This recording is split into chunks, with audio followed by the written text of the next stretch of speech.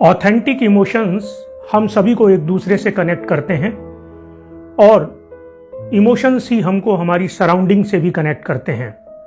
जैसे हम चीज़ों को लेकर अपनी अवेयरनेस बढ़ाते हैं, वैसे ही हमको अपने इमोशंस और सामने वाले के इमोशंस की भी अवेयरनेस होनी चाहिए। हमारे ट्रिगर पॉइंट्स क्या हैं, ये हमको पता होना चाहिए। कमजोर और साधारण से दिखने वाले लोग भी कभी कभी अपनी लाइफ में एक्स्ट्रा ऑर्डिनरी काम कर जाते हैं। एवरेज मार्क्स लाने वाले बच्चे अपनी पर्सनल लाइफ में आगे जाकर और प्रोफेशनल लाइफ में बहुत बड़े बड़े अचीवमेंट कर जाते हैं, और यह सब कुछ संभव है इमोशंस के द्वारा। आज हम समझने की कोशिश करेंगे कि पर्सनल और प्रोफेशनल लाइफ में इमोशंस किस तरह से हमारी स्ट्रेंथ है और किस तरह से हमारी वीकनेस बन जाते हैं। इमोशंस यदि आपके एक्शंस को डायरेक्शन और स्पीड देते हैं तो इमोशन आपको डायरेक्शन लेस भी बना देते हैं। वास्तव में देखा जाए तो हमारी पर्सनल, प्रोफेशनल और सोशल लाइफ का बैलेंस भी इमोशंस को बैलेंस करके बनाया जा सकता है। हेलन केलर के अनुसार the best and the most beautiful things in the world can't be seen or even touched, they must be felt with heart. आज से अगर 20 साल पहले की बात करें तो एवरेज वर्क प्लेस पर एम्प्लॉयज़ के इमोशंस को कंपनियां एक बोझ की तरह लेती थी, पर कोविड-19 के बाद कंपनियों के कल्चर में एक बहुत बड़ा बदलाव आया है और रिमोट कल्चर, हाइब्रिड कल्चर और कंपनियां ऐसे बहुत से वर्क प्लेस कल्चर के बारे में सोच रही हैं जो एम्प्लॉय फ्रेंडली हो। कंपनियां अभी अच्छी तरह से समझ गई हैं कि एम्प्लॉय के इमोशंस को नज़रअंदाज नहीं किया जा सकता। अगर देखा जाए तो 80-90% केसेस में कंपनी की परफॉर्मेंस के जिम्मेदार एम्प्लॉयज़ के इमोशंस ही हैं। जो कंपनी अपने कस्टमर को इमोशनली अपने से कनेक्ट कर लेती हैं और वो प्रॉफिट भी बनाती हैं और कस्टमर को भी अपना बना लेती हैं। पर्सनल लेवल पर और कंपनी के लेवल पर अगर इमोशंस को सही ढंग से मैनेज ना किया जाए तो वो किस तरह से आपको नुकसान पहुंचा सकते हैं, इसका एक उदाहरण हमने देखा। कैफे कॉफी डे के मालिक बीजी सिद्धार्थ ने 2019 में कंपनी के ऊपर 7,000 करोड़ का कर्जा होने से एक्सट्रीम स्टेप लिया अपने जीवन को लेकर, और बाद में उनकी वाइफ मालविका हेगड़े ने उस बिजनेस को संभाला और उन्होंने 2 साल के अंदर कंपनी के लोन को 7,000 करोड़ से 1,779 ला दिया। मालविका हेगड़े के अनुसार इमोशनली वो अपने एम्प्लॉयज से, कंपनी के एम्प्लॉयज से कनेक्ट थी और सबसे बड़ी जिम्मेदारी उनको उन एम्प्लॉयज के रोजगार ना जाने की थी।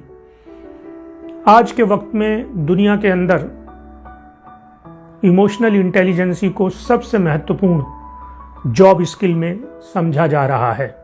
एक एवरेज आदमी 24 आवर्स में 50,000 थॉट्स जनरेट करता है। ये थॉट्स बेसिकली उसके इमोशंस को जन्म देते हैं और इमोशंस उसके एक्शंस को डिसाइड करते हैं। ब्रेन का मेजर पार्ट सबकॉन्शियस माइंड है और सबकॉन्शियस माइंड में इंफॉर्मेशन प्रोसेस करने की स्पीड रैशनल माइंड के मुकाबले 5 गुना ज़्यादा होती है। इसलिए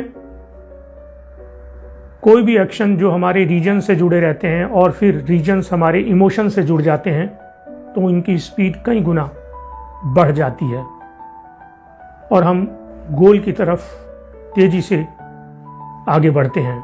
टिम एस ग्रोवर ने अपनी किताब Relentless from good to great to unstoppable में लिखा है कि अमेरिका के माइकल जॉर्डन एक बेहतरीन बास्केट बॉल प्लेयर में से थे और जब वो खेल के मैदान में उतरते थे तो वो सिर्फ एक इमोशन में खेलते थे कि मुझे विरोधी टीम पर हमला करना है और जीतना है। वो अपने चारों तरफ एक इतनी मजबूत दीवार और चट्टान बना देते थे कि दूसरे बाकी इमोशंस उनके ब्रेन में नहीं जाते थे।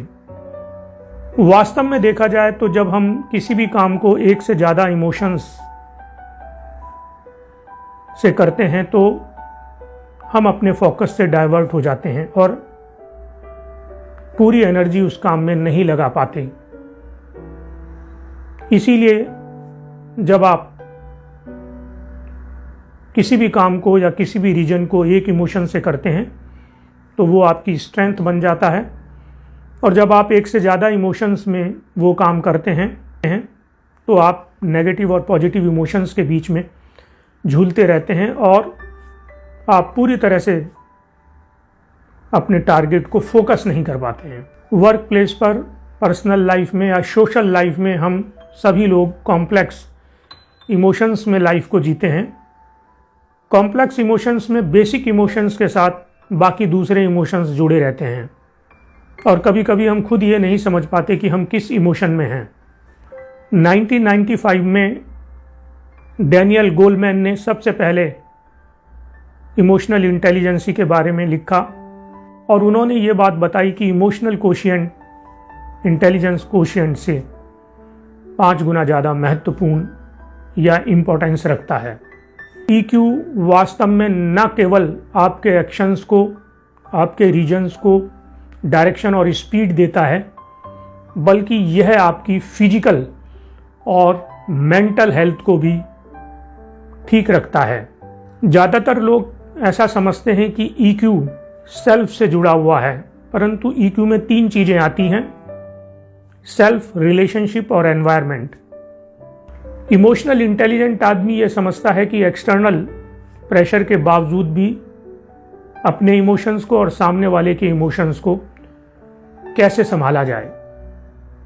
कंपनियां आज के वक्त में ऐसे लोगों को हायर करती हैं जिनका इमोशनल कोशिएंट ज़्यादा हो, जो प्रेशर में और अपोजिट कंडीशंस में स्टेबल होकर काम कर चुके हैं। वास्तव में वो सभी कंपनियां जहां पर एग्जीक्यूटिव्स का इमोशनल कोशिएंट ज़्यादा है, आज ज़्यादा अच्छा परफॉर्म कर रही हैं। अगर हम इंडियन कल्चर की बात करें तो हमारे कल्चर में हर महत्वपूर्ण चीज़ को हमारे इमोशंस से जोड़ दिया गया है। जैसे कंट्री को मदर बोला गया है क्योंकि माँ दुनिया में अपने बच्चे के लिए केवल एक ही इमोशंस में काम करती है, केयर और लव। माँ अपने इस यूनिडायरेक्शनल इमोशंस की वजह से अपने बच्चे को बहुत बड़ी वैल्यू देती है लाइफ में। इसलिए माँ के इमोशंस को आज भी दुनिया में कोई नकार नहीं सका है। हर घर का, हर कंपनी का और हर वर्क प्लेस का एक इमोशनल कल्चर होता है जो वहाँ पर काम करने वाले या रहने वाले लोगों के इमोशन से बनता है। हमको ये देखना जरूरी है कि हम जिस वातावरण में रहते हैं या काम करते हैं वहाँ का इमोशनल कल्चर क्या है, क्योंकि ये इमोशनल कल्चर कहीं ना कहीं आपके इमोशंस को भी ड्राइव करता है। वर्क प्लेस पर जब आप कॉम्प्लेक्स इमोशन कल्चर में काम करते हैं तो 3 चीज़ों की ज़रूरत है: रिकॉग्नाइज, अंडरस्टैंड एंड मैनेज। अरस्तु ने कोई भी क्रोधित हो सकता है, यह बहुत आसान है, लेकिन सही समय पर सही उद्देश्य के लिए और सही तरीके से क्रोधित होना यह आसान नहीं है। अपना मानना यह है कि इमोशन गॉड का दिया हुआ एक बहुत बड़ा उपहार है हम ह्यूमन बीइंग्स को, और यह कहीं ना कहीं हमारी सक्सेस में बहुत बड़ा रोल प्ले करता है।